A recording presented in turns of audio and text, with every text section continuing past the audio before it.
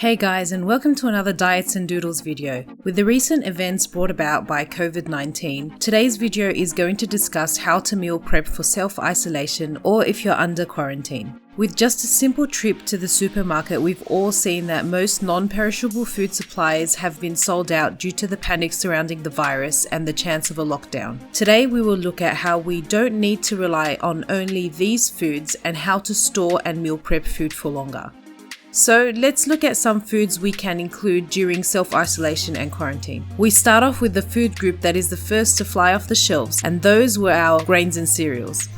For some reason, Corona has defeated the low-carb and keto hype.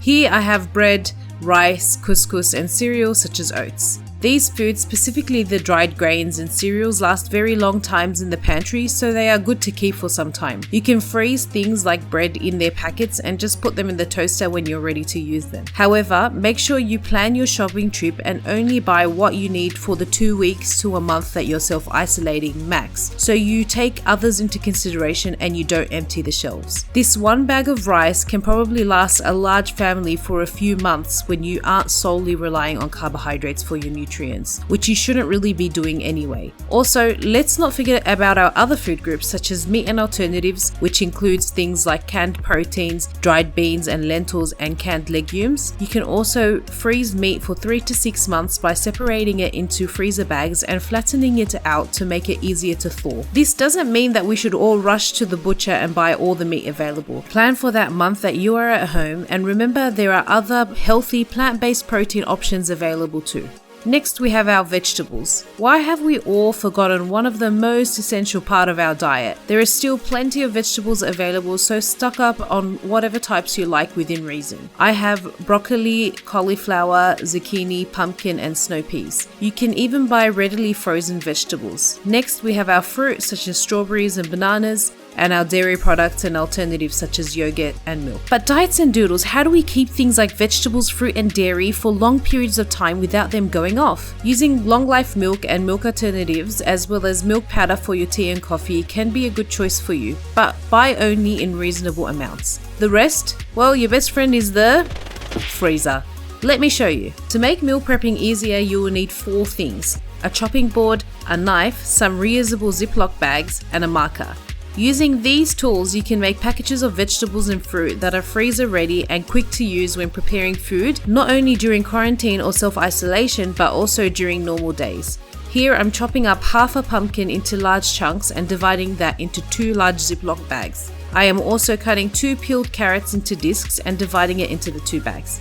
Now just zip up the bags, label them according to their use. I'm labeling these pumpkin soup and add the date, and then freeze for up to 8 months. This makes it quicker and easier when you are preparing the specific food, as the vegetables have already been portioned out. This does take planning and preparation, but if you leave a full day for chopping and freezing the vegetables, you will find it saves a lot of time chopping and portioning vegetables when you are trying to make a quick meal and you don't need to leave your house to buy those vegetables. Here I'm chopping the rest of the pumpkin into smaller pieces and separating that into 2 bags. I am also cutting a stalk of broccoli, 2 zucchinis, half a head of a cauliflower and 1 eggplant, labeling this bag curry vegetables and adding the date. Next, I'm chopping the other half of the cauliflower, a stalk of broccoli, beheading some snow peas, and chopping 4 carrots into sticks and dividing these into 2 bags labeled stir-fry vegetables. I'm also chopping 6 carrots and 3 zucchinis and dividing it into 2 bags labeled lentil soup. I like to add hidden vegetables into soups, which will be blended up to increase the nutrients in those soups. You can also freeze herbs such as coriander so it can be used in food, not really as a garnish as freezing does change the appearance, and freeze vegetables separately such as red capsicums, which can later be used separately in other dishes. Now let's talk fruit. I'm just chopping up some banana and removing the stems from a punnet of strawberries and then separating these into 2 bags. Next, I'm adding some frozen blueberries. I've also semi-frozen some yogurt in a container. You can do this in an ice block tray, which would make separating the portions easier. And I'm adding a few portions into each bag and labeling these breakfast smoothie. Finally, there's one more product that is the most essential in the battle against COVID-19.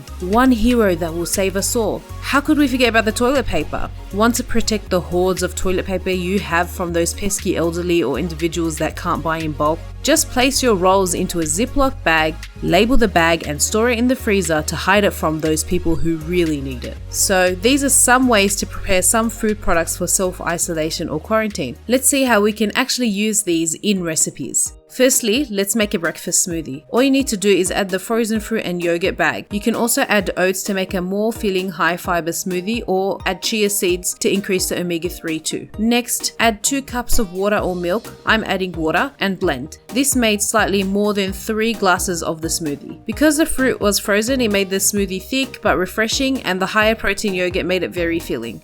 Next, I'm making a chickpea and vegetable curry.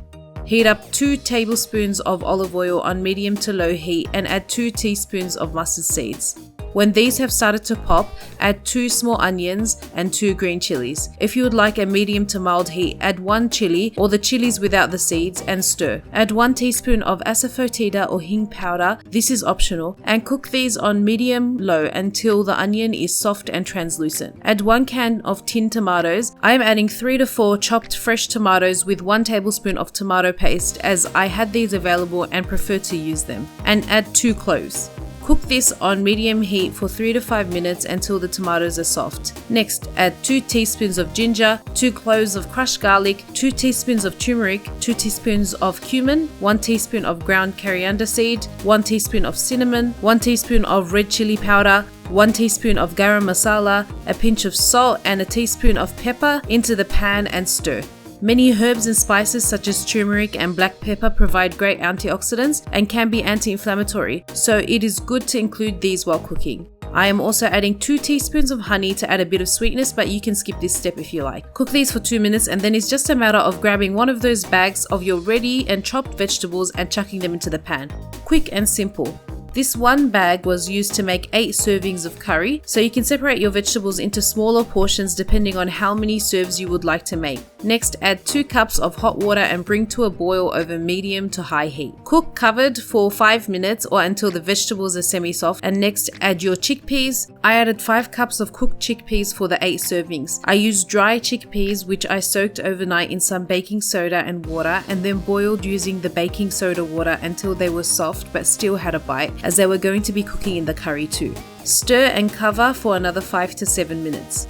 Next, I'm adding the remainder of the frozen yogurt I had in the container to give it a creamier taste. Now add 2 to 3 pinches of your frozen coriander, stir, season to taste, and you're done.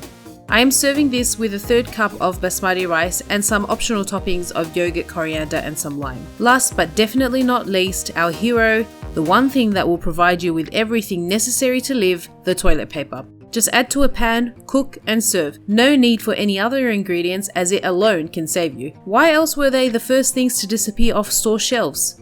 Yum. Tastes like uninformed panic and self-interest. In all seriousness, COVID-19 is a critical pandemic, and listening to authorities is essential to reduce the infection and mortality rates. Practicing self-isolation and quarantine is critical to stop the rapid spread of this virus. However, let us take others into consideration and only buy what we need from a variety of food products so that one product does not run out for others who may truly be in need of it. Eating a variety of food groups and not just focusing on long life grains and cereals will be both reasonable and generally healthier for you. I hope you like these meal prep tips, and if you have any questions or suggestions about this video or other meal plan Mondays, leave a comment below. Stay healthy and safe, and I'll see you in the next video.